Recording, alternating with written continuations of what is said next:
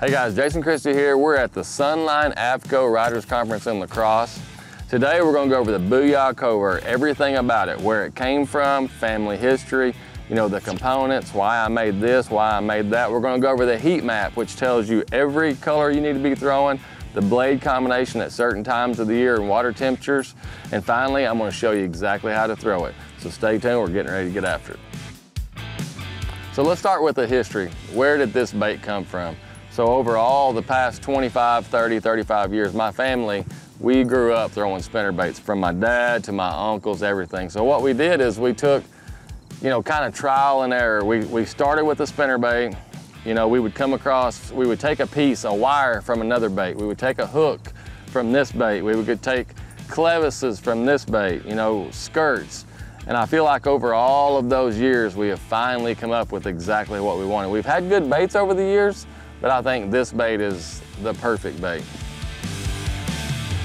So let's take a closer look at the bait, everything about it. First of all, let's start with the blades. These are Hildebrandt blades. You know, over the years, we've tested a lot of blades, and the best word that I can use about Hildebrandt blades is they're crisp. You know, I feel everything in the water when that blade's turning. You know, the clevises, everything is matched, color matched. The wire, you know, it's kind of a camouflage wire there, 3500th wire. The head, this is one of the keys about the bait. You notice it's different one side or the other. This side has a concave in the head. What that does is it keeps the bait from torquing over and rolling when you reel it too fast. A spinnerbait will always torque to one side, and that concave makes that bait run true and straight the whole time. We have a 40 strand skirt. To me, that's the best strand count. You get too bulky, you know, it slows the bait down, it limits the action. You get too thin, you just don't have a skirt. You know, we have a good, nice hook there, 4/0.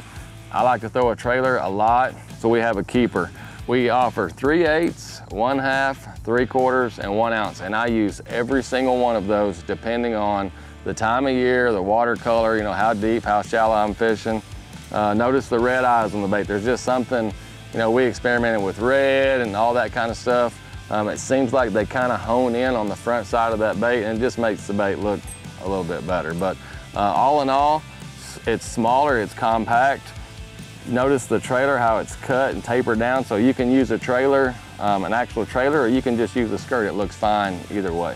With over 75 different SKUs, you know, the question is, which bait, which blade combination, and which color am I going to show you? Well, we have the perfect thing. This is the heat map, just for the Covert spinnerbaits, and it's really, really easy to use. There's 2 variables you need, water temperature and water clarity. So say I go out, the water's 60 degrees. It's not clear, it's not, you know, dirty, it's kind of in the middle. I want to hit that right there. It gives you 3 primary baits.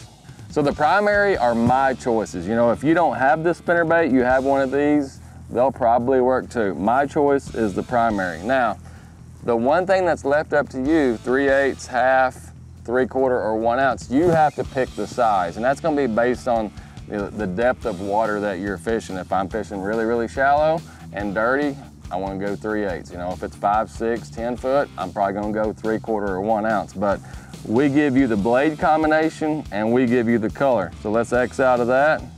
Let's go to the next one. Say the water's kind of in the middle, you know, 6, 12 inches visibility. I'm going to go here. Look at there. If you guys recognize it, that's the one I won on Sabine. Tandem Colorado, nickel gold, white, chartreuse, and blue. What it's saying is the water's a little bit dirtier, so I need something that sticks out a little bit, something a little bit brighter. I need something, you know, the Colorado blades to make it thump a little more. I need to get their attention. So that's why the primary bait is this one. Look at the secondaries. These baits right here will work too. If you don't have this one, X out. Now we're getting into the really spinnerbait water, okay? The colder, the dirtier, kind of what the spinnerbait is made for.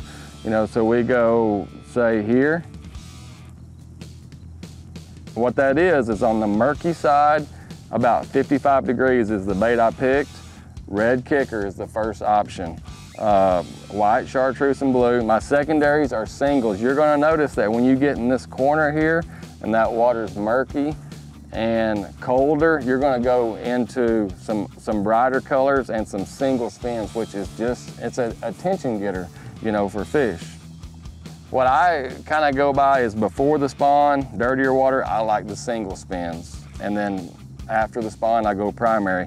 And that's where all of this heat map science comes in. It's all based on water temperature and it's all based on water color.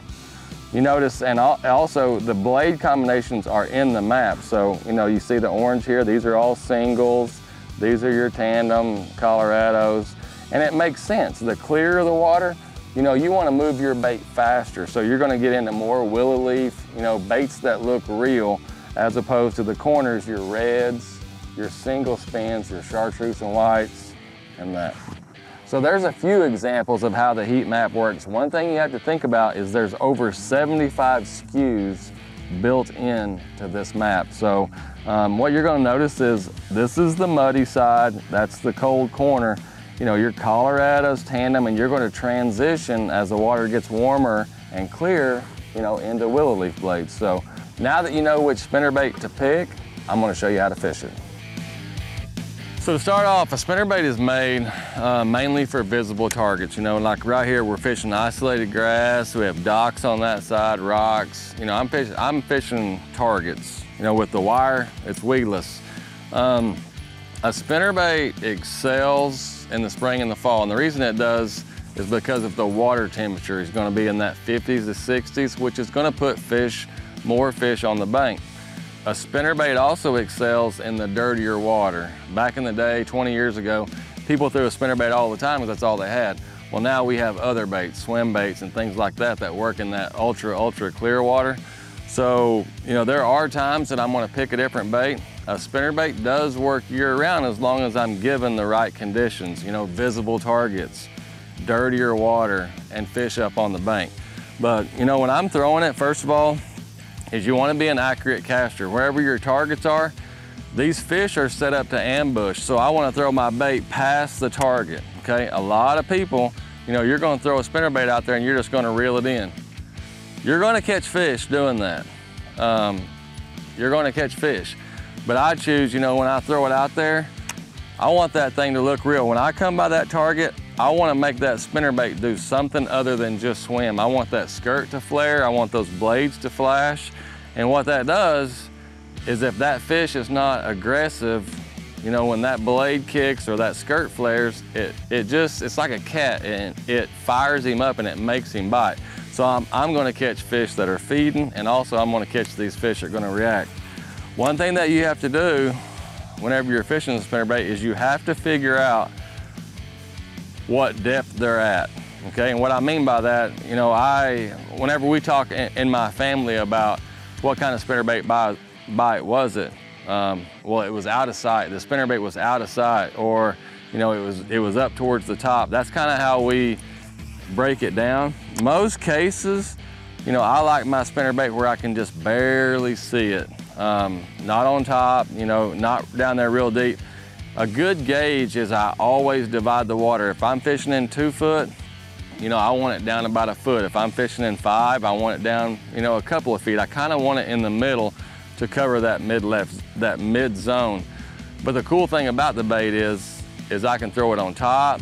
You know, that's what makes a spinnerbait real cool, is I can throw it on top, I can slow roll it.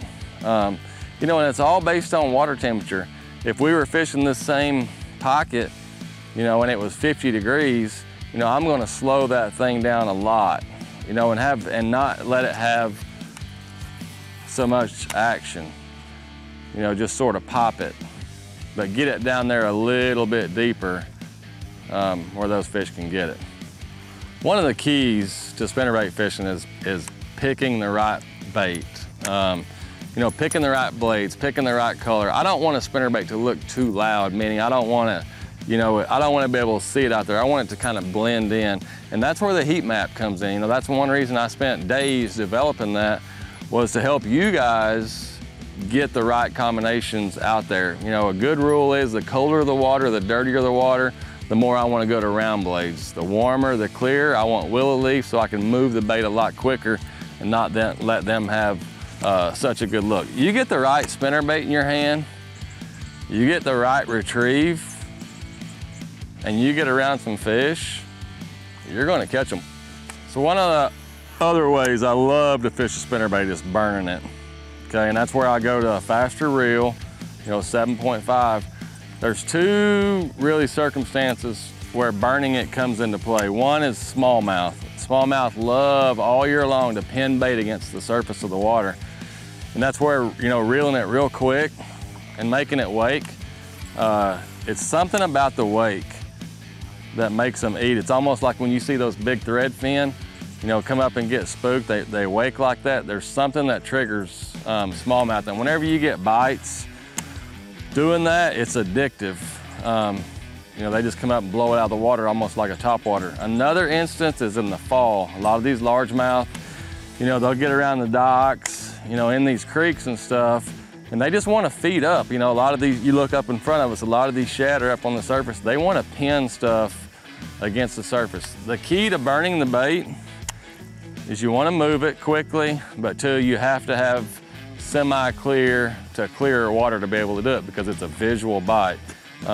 Whenever you're burning it, you want to use a willow leaf. It lets it go a lot quicker, and it's a lot more streamlined. It's a lot more natural looking in the water. But spinnerbait fishing is really like anything else. You take this dock up here. That dock can be good all year round. In the spring, late fall, or in the spring and fall, I'm going to target more of the walkways. Summer, winter, I'm going to target the outside, maybe slow roll a little bit.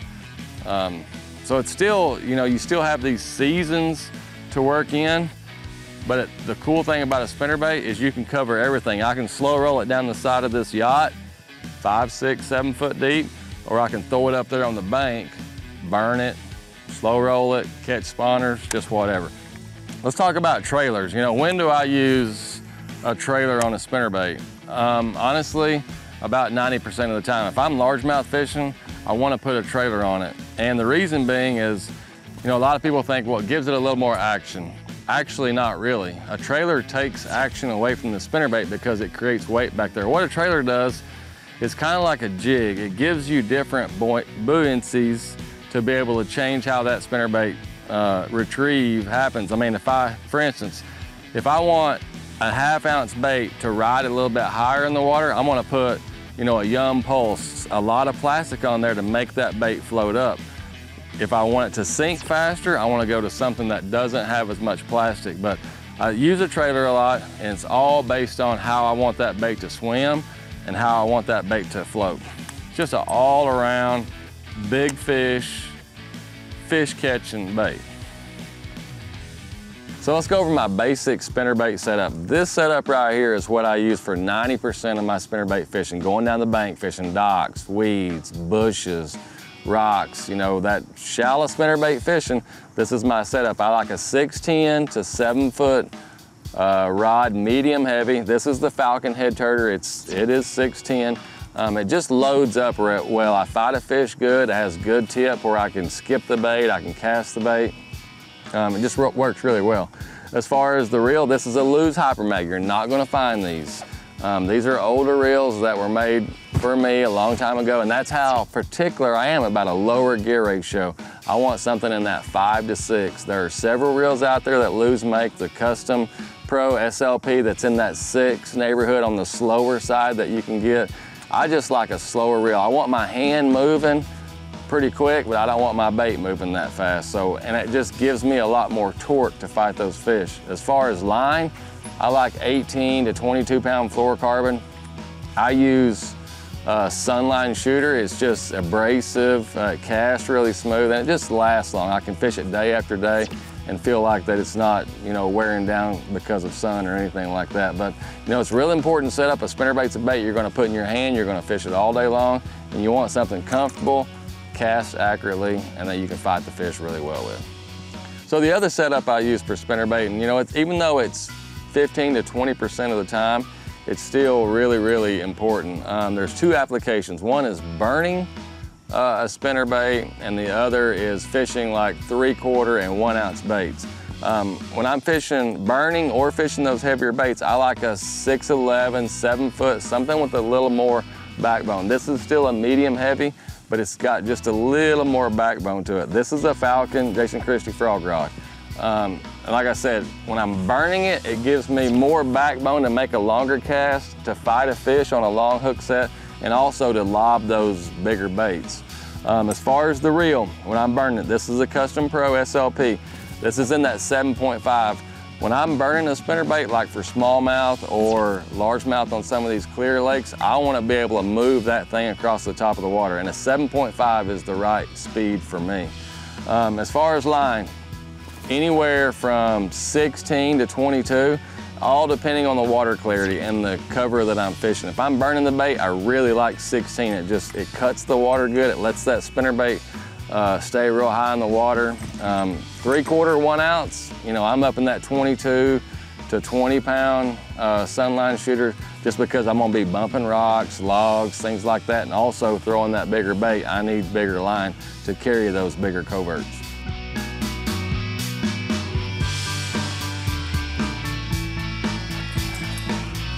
I hope this has helped your spinnerbait fishing.